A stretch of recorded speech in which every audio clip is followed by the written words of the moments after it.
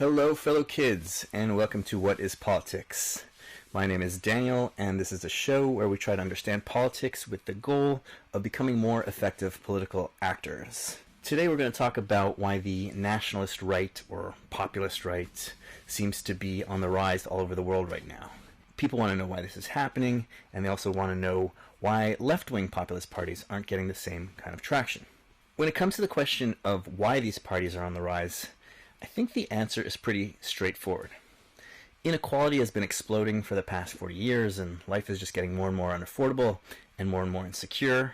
And if you're in a country that has social programs like free healthcare or cheap tuition, those programs have been slowly eroding and slowly falling apart during this whole period.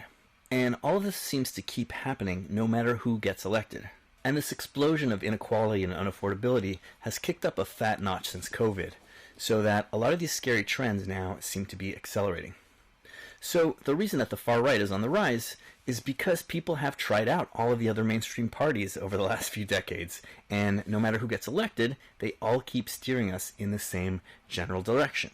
Hope and change didn't deliver, so more and more people are ready to try something new. Angry hope and change. Except, of course, it's not all that new. Nationalist right-wing politicians who promise to protect the working class, but with policies that are also super friendly to big business. That's what the fascists were offering in the 1920s and 30s and 40s, albeit in a much more extreme way. And because fascism led to World War II and the Holocaust and slave camps and death and destruction for millions of people, voters have been afraid to touch right-wing nationalism with a 10-foot pole for decades. And people didn't have very much reason to be interested in it in the first place, because the post-World War II era until the 1980s or so was the most equal and prosperous period in the history of human civilization. Until the last 200 years or so, politics in human civilizations were basically about a tiny elite extracting the maximum wealth out of the vast majority of the population with the help of an authoritarian state. And this only starts to change once you get democracy popping up after the French Revolution. Today, the hell of fascism has been over for 70 years in most countries, and the people who lived through World War II are all gone or on their way out. Meanwhile, the types of people who are accusing the right-wing populists of being fascists and Nazis are often the same people who flushed the prosperity and equality of the post-war decades down the toilet in the first place. They're the ones who shipped all the well-paying jobs to third-world sweatshops, and they gutted our social programs and jacked up our tuitions. So their freakouts about fascism aren't super persuasive to most people. Like, if these guys are telling us that nationalism is fascism and fascism is bad, well, then maybe fascism is good. And when you look at what the different political parties have to offer, the mainstream parties have no vision whatsoever for any kind of different future other than just more of the same. Never mind a plan for the future. Very often they're just in denial that anything is happening at all. You'll often hear candidates and pundits and think tanks telling us that things are actually doing great. GDP is up. It's just that people think that they can't afford rent and electricity at the same time because of social media is making them think that they're doing badly. And when it comes to inequality, if candidates mention it at all, they're mostly just barfing out empty slogans about innovation and the knowledge economy. And they tell us that the solution to society becoming more and more like Mad Max each year is that we just need to get more education, and we need to get more skills and adapt to all the new wonderful opportunities out there in the Mad Max economy.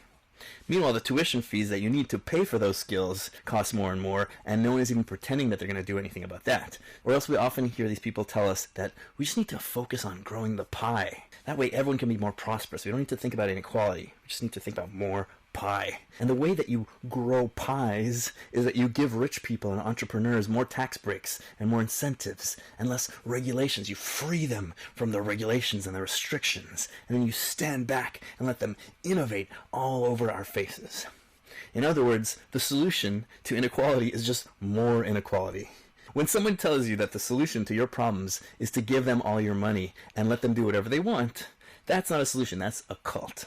And then, for those of us who do mortgage our mom's organs to get the skills that we need to join the knowledge economy bonanza, it's like, oops, AI is going to do that now. And like, did I tell you to learn to code? Sorry, you're in 100,000K debt for nothing. Well, don't just stand there whining about who stole your cheese. Go gamble on crypto and stocks and doggy Trump coin pump and dump schemes. Buy the dip, bro. Have you tried the dip?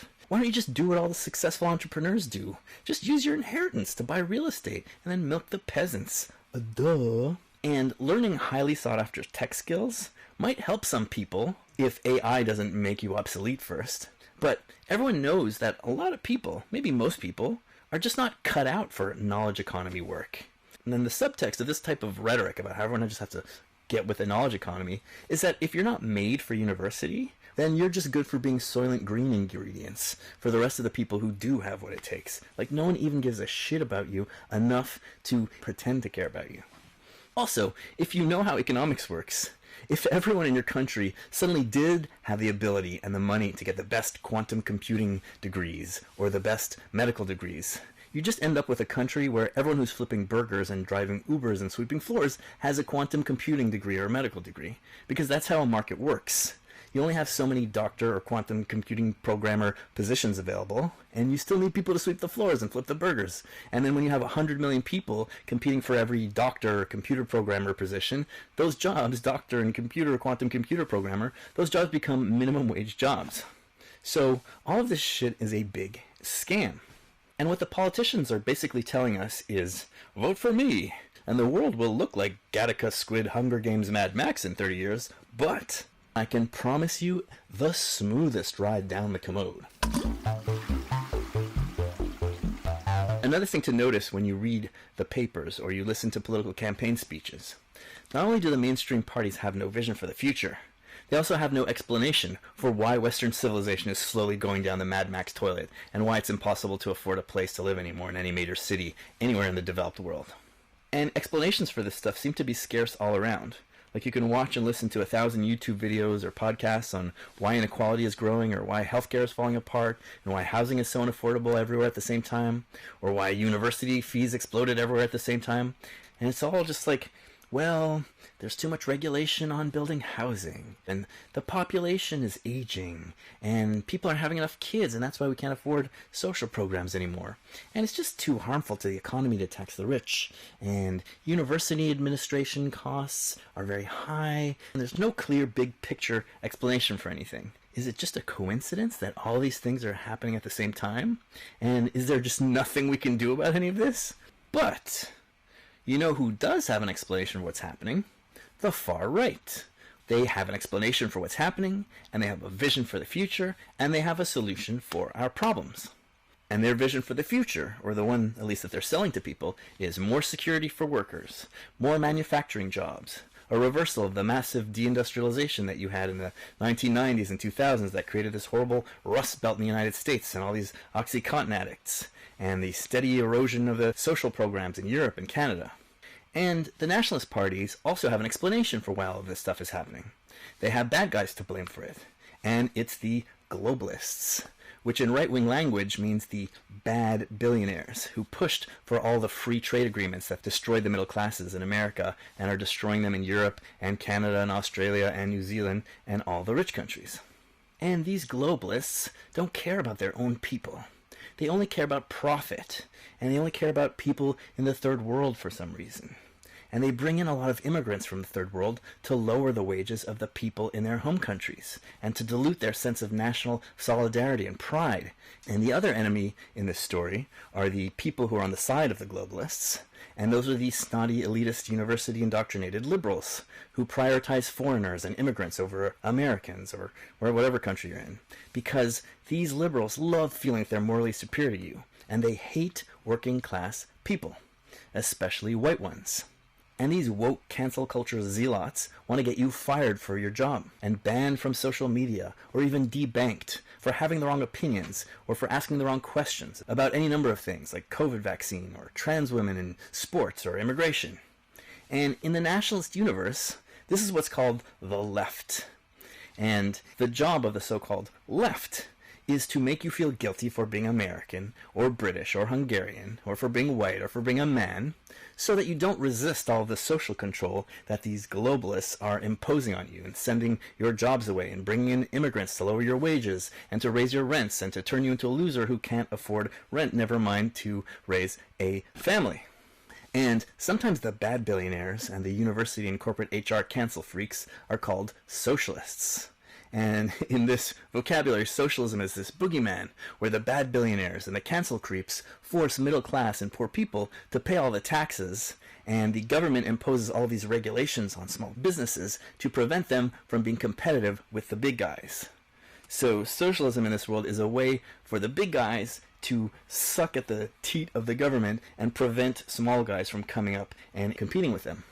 And if you're someone who has the time and inclination to go deeper into this stuff, then you usually end up with all these theories about how it's actually the Jews who are the main bad billionaires who are organizing and orchestrating all this. So these globalists and leftists and socialists, they're the black hats, they're the bad guys. And the good guys are the nationalist billionaires. And even though the job of a CEO is to keep down costs and make his workers' wages as low as possible, and even though billionaires' profits go down when wages are up, and even though Trump himself has said several times that American wages are too high, somehow these good guy white hat billionaires like Trump want America to go back to the high wages of the 1950s and 1960s and 70s. Except they also want to do this without unions or high taxes, which were a huge part of why wages were so high at the time. The point is that the right wing, the nationalist right wing, has a clear story. And it has an explanation for what happened, and it has good guys and bad guys. And it also has a plan to make it possible for you to afford to have a family and a house and a future and hope again. And that's one big reason why you had more Latinos and black people going for Trump in the US in 2024, even though he's kind of racist in a lot of ways. Think about it. How would you rather live? Would you rather be poor and have no future, except everyone calls you the right pronouns and apologizes for slavery every time they see you and makes a land acknowledgement while never giving you back any of the land of your ancestors? And those same people who are making all these land acknowledgements and are apologizing for being alive and for being white, they'll get you fired if you happen to have the wrong opinions on a whole bunch of issues that they won't even let you have a discussion about. Like, would you prefer that? Or would you rather have some people say or do racist things against you once in a while, as you give them the finger while you get in your nice car that you bought with your nice job, and as you drive away to your nice home and your nice family that you can afford now because Trump made America great again? Anti-racism is a joke if it doesn't come together with higher wages and a decent life. And that's what we've been getting from the supposed left-wing parties for the past several decades. Meanwhile, the nationalist right not only has explanations for our problems, and good guys and bad guys, but they also have a solution for the future. And that solution is, you need to put all your faith in a great leader, and this great leader has enough money and power, or at least his friends have enough money and power, so that he can tell the establishment to fuck off. And your role is just to vote for these guys and then cheer on the great leader as he makes your country great again, while the establishment freaks out and screams fascism the whole time. And let me tell you something. Whenever someone tells you that the key to making massive changes in society is just vote and then cheer on for one person or one party without doing anything to get involved beyond that, that's a grift. Elected politicians cannot make giant changes without a giant organized public ready to back them up, while the entire establishment tries to sabotage the politicians from making these changes. As you can tell by now, to me, this nationalist right-wing story is just a giant scam. And the point of this type of nationalist politics is to ask all the right questions, which the mainstream parties are not asking, and then to give you all the wrong answers. It's a phony instruction manual for making your country great again that's telling you that you can fight off the bad guys by pointing a rifle at your own face instead of at the bad guys' faces. So, according to these right-wing nationalists, the problem isn't billionaires and corporations and wealthy people in general who have been reshaping the government and the world in their own interests. It's just the bad billionaires and the woke corporations. And what this story does is that if you're just thinking about woke billionaires and CEOs instead of all billionaires and CEOs, well, then you've been hoodwinked into not understanding that all billionaires and big corporations want your wages to be as low as possible, including the nationalist billionaires like Donald Trump and his buddies. It's a massive bait-and-switch game to trick you into letting rich people get even richer and to let inequality get even worse. Some businesses want to use Chinese or Mexican workers instead of you. But for other businesses, they want to hire you in your country, but at the lowest wage possible. That's what being a business leader is. Publicly traded corporations do not give a shit about woke or nationalists or anti-woke or anything else besides profits. And it's not because their CEOs are bad people, although many of them are, but it's because that's their fucking job, to care about profits and nothing else. No matter what kind of CEO you are, super conservative Christian, super liberal, gay, Muslim, doesn't matter at all.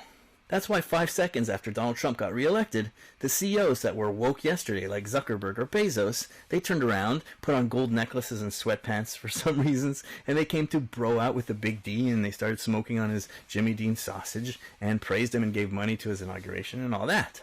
Some CEOs might be really nice people, and others are monsters, like that healthcare CEO who was murdered in the US. All these articles came out about what a nice guy he was and how he's from a humble background and, oh, what a terrible murder. But all these articles forgot to mention that he was a complete monster on the job. He doubled the rate of insurance rejections for his company from the standard 15% rate for the industry as a whole to 30%. And he invented all these schemes and scams and all these AI programs to deny people healthcare even while they were in the middle of receiving treatments. And tens of thousands of extra people died from these policies. Just recently, Edie Patterson, a really funny comedian who's on The Righteous Gemstones, which is a great show, her mom had her treatments yanked out from under her during her illness. And so Edie Patterson has to go on Instagram and beg everyone to harass the company to let her treatments continue so that her mom could live. And if that mass murdering CEO had not been gunned down in the street, then those horrible policies that he instituted at his company would probably become the industry norm in a few years. Because then all of the other companies, whether their CEOs are nice or not, would have to do the same thing to compete. If you're a CEO and your job requires denying people more healthcare so that they die, and you don't have the stomach for it because you're a nice human being with human feelings, well, you will get fired and replaced by a psychopath who will do it. That's why there's such a disproportionately high number of CEOs who are actual psychopaths. And that's not a joke. You can look that up. And the whole idea of good versus bad billionaires and CEOs is designed to make you stupid so that you keep your eyes off the prize. While you're focused on the supposedly bad billionaires and liberal politicians, you're not noticing that the good billionaires and nationalist politicians, now they're the ones who are picking your pockets, just as sure as the globalist ones do when they're in power. It's the same pig, but with red, white, and blue lipstick on instead of rainbow lipstick. Even nice guy CEO billionaires who work in industries where they don't have to kill your grandma as part of their job, they still live in CEO zillionaire world, and they understand all the problems of the world from the vantage point of a CEO billionaire. From their point of view, wages are always too high, and workers are always too lazy, because their goal is to make more profits, and your humanity is in the way. And from the worker's point of view, well, wages are always too low, and the boss always wants us to work nonstop for as little as possible with no regard for our lives. And these are just fundamental to the position of being a worker or being an owner. And we have this fake idea that good government and good political leadership is supposed to be about balancing out all the needs and points of view of all these different actors in our society, landlords and tenants, bosses and workers, and we're supposed to try to find the best policies that benefit society as a whole. But we have this idea because our education system is so bad, and our media is owned by corporations and run by CEOs who want us to be stupid. In the real world, representative democratic politics is an arena of combat, where forces with opposing interests battle it out. The landlord pushes his point of view, rents should be as high as possible, and the tenant pushes his point of view, rents should be as low as possible. And they do this by lobbying and propaganda, by pressure tactics, by donations, by letters, by harassing representatives, by making protests, by doing strikes, by riots, by persuading the population, by voting, and sometimes by actual violence. And the results of this combat are the laws which are passed by the state. And that's why we have so many laws where we have time off, we have paid overtime, we have, public healthcare systems. We have so many lovely things in our wonderful, wealthy societies because people fought for them once upon a time. But because the balance of power today is so skewed in favor of people with wealth and property, and because the general public isn't organized and isn't active anymore and isn't applying any pressure, It's always the landlord's point of view, or the boss's point of view, and especially the billionaire's point of view, that determine what these policies are going to be for everyone. Politics is an arena of combat, but the public isn't showing up to the fight.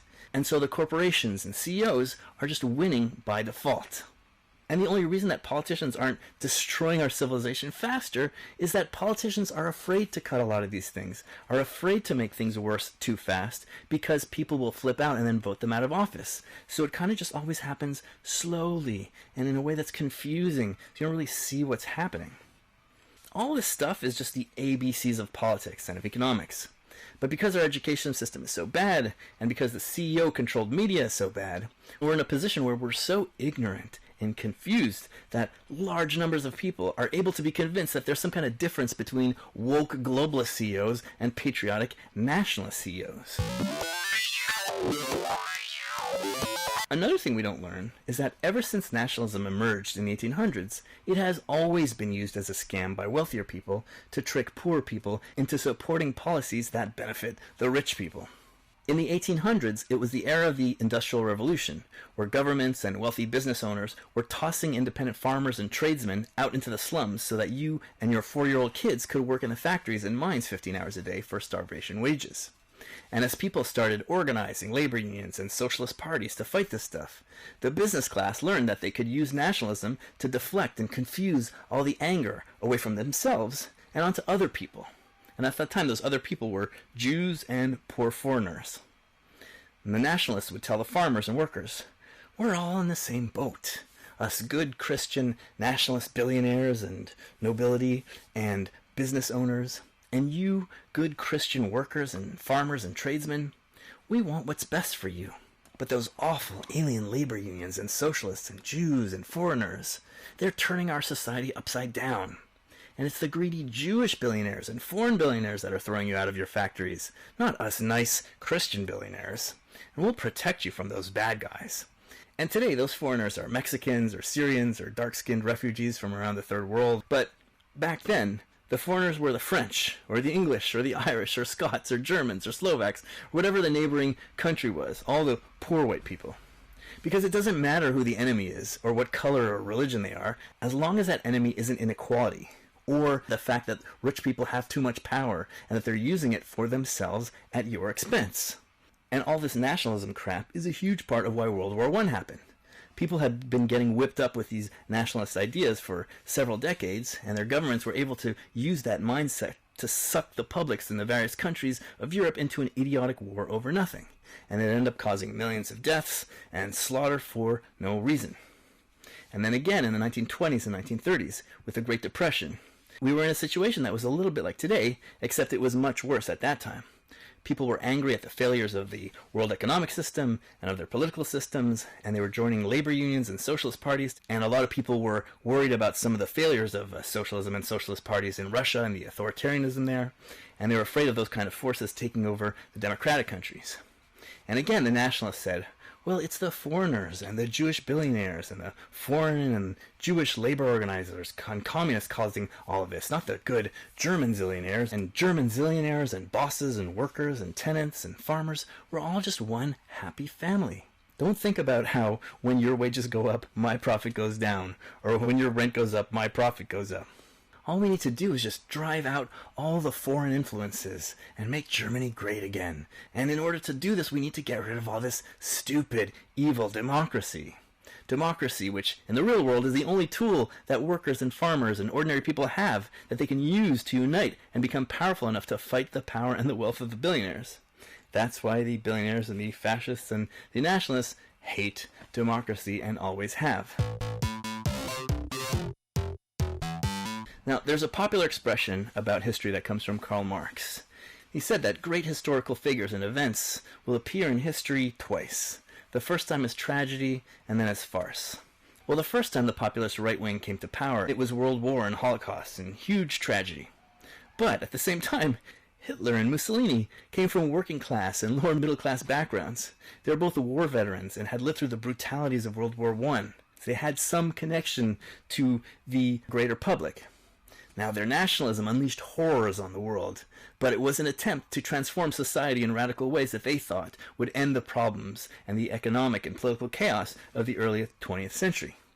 But today, so many of these new nationalist politicians are just rich guys who faced zero adversity in their lives, and they're using nationalism just to make themselves richer.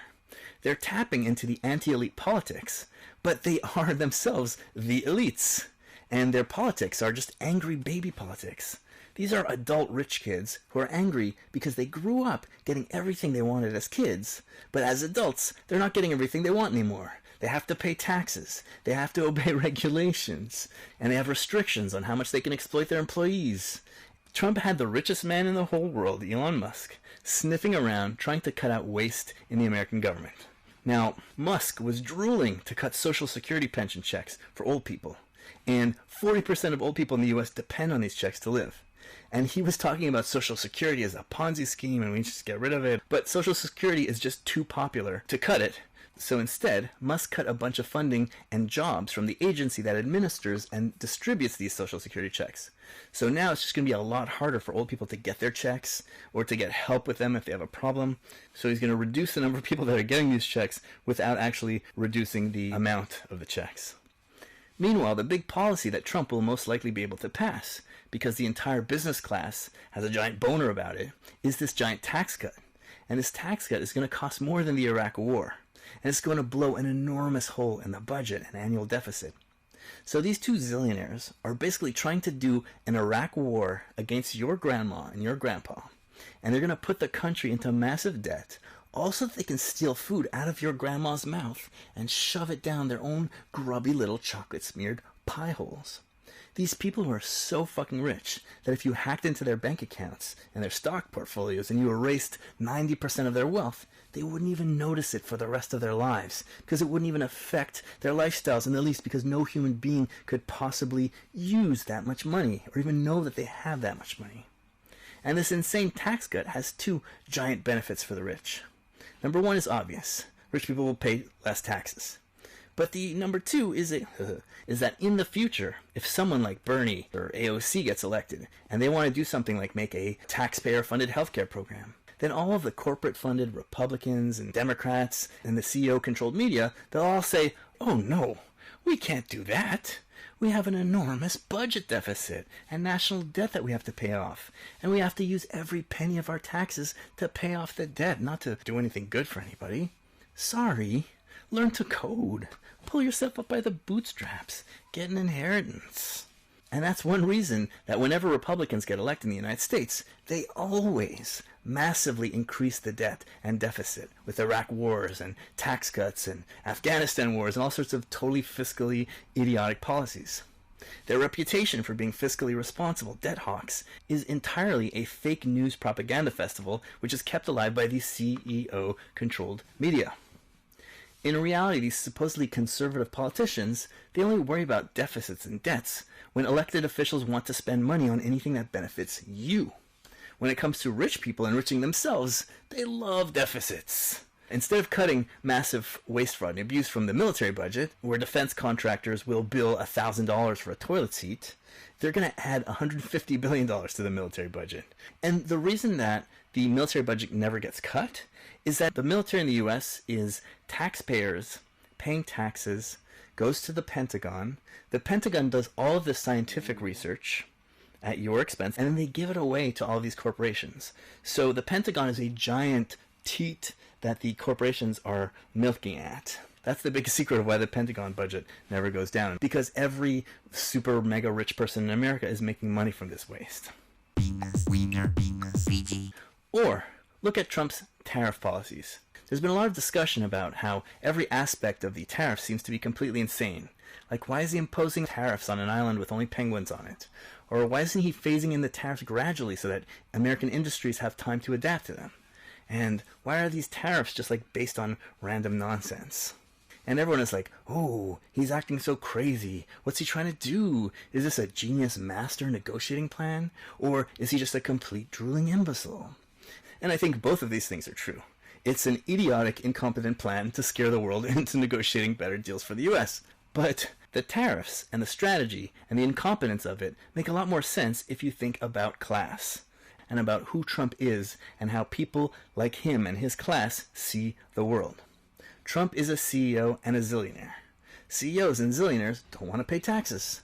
They want you to pay all the taxes, and they want to use the taxes that you pay to subsidize their businesses, to give them government contracts, to get special subsidies and grants, to have the Pentagon pay for all the research, and then to give them all the results. And they want the government to protect them from smaller upstart competitors and innovators. All that stuff in this stupid nationalist versus globalist paradigm that the nationalists say that the socialists want to do, that's everything that all billionaires and CEOs want to do, whether they are woke or anti-woke or whatever. And Trump isn't just any CEO or zillionaire.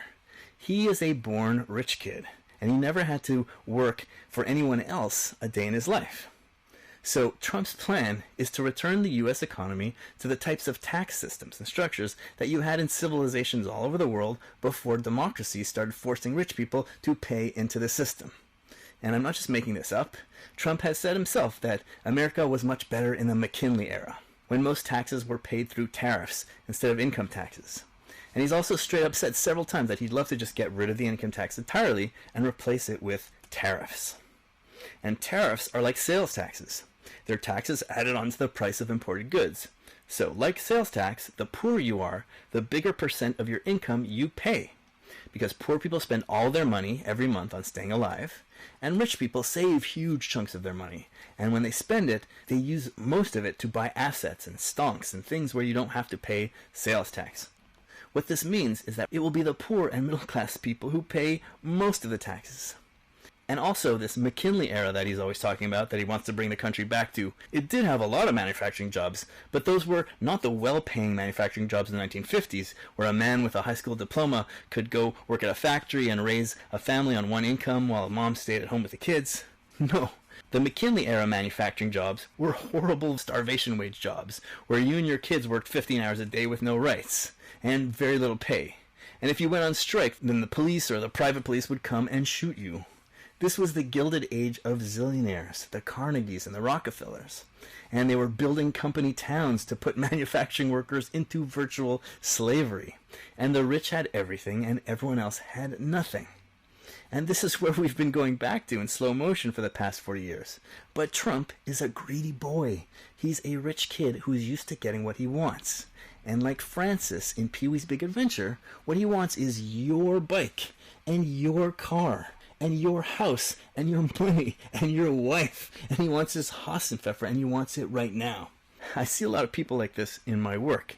I'm a lawyer for tenants, and I see a lot of landlords like this. Their parents were middle class, or they were immigrants who saved up money from working, and then they bought buildings, and they made a bunch of money, and they're usually like run-of-the-mill greedy landlords, but they stay within the law most of the time, and they're not terrible. But then, 40 years later, they croak, and their spoiled monster cartoon children take over. People like Trump, who are born rich. And when these people take over, they are like cartoon villains. They're used to just getting whatever they want, and they have no enjoyment of life beyond just making more money and status. So when they take over all these buildings, they just ignore all the laws, and they go on a total rampage. They flood tenants' apartments on purpose. They threaten them. They do all kinds of insane, crazy schemes to chase them out of their apartments so they can jack up the rents and flip the buildings and rack up as much money as possible as quickly as possible. And with these landlords, for a while, they get away with this stuff because everyone's shocked and most people don't know how to deal with that kind of tyrannical bullying from their landlord. But eventually, tenants start to get organized and they learn their rights and they call me and then they resist. And then all of the landlord insanity and bullying kind of blows up in their faces because now the tenants are suing them and they're calling the city on them, and these landlords are now paying fines and they're getting their names in the newspapers and the courts are blocking their projects. And that's what I see with this Donald Trump and a lot of these rich kid nationalist right-wingers. And the irony and tragedy and farce of it all is that he's using your anger and your fear at growing inequality and the growing power of the wealthy to accelerate that growing inequality into warp speed. And people fall for it because we don't know any better. Our political education is garbage, and that's why I started this channel. But the silver lining in all this is that none of these right-wing parties are going to do anything about inequality. And soon, in many countries, the nationalist right will be discredited, just like all the other parties and movements that don't deliver on their promises of hope and change. And in the US, if Trump doesn't succeed in turning the US into a total police state, like he's trying to do with some of these crazy deportation lawsuits that we'll talk about next time, he probably will fall flat on his face and discredit right-wing nationalism in the US for a little while at least. And that means that there will be an opening for people to try something else that's new, like maybe the populist left, which in my opinion has a proper explanation for what's happening and has some solutions that would actually do something about inequality. Except the left currently is in no position to take power or achieve anything if it does in the United States and in many other countries as well. And we need to understand why that is so that we can do something about it. So that's the question I'm going to be asking and answering next time. If people are so hungry for change, why are they choosing the fake populist, fake anti-establishment right instead of the populist left? And another huge question that we need to answer. Why is it that for the last 40 years, no matter who gets elected, left, right, and center, they all keep delivering the same piss in different bottles? More and more inequality. And what can we do about any of this? But until then, please like and subscribe, and if you have any money to help keep me alive, please send me some via the links in the show notes.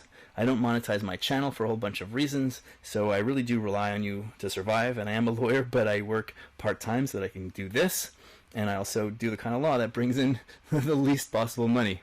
And check out my other videos. They will blow your mind and help you understand the world, like I explain where male dominance comes from, or why all the supposedly communist countries have always been dictatorships, or what the terms left and right actually mean in politics.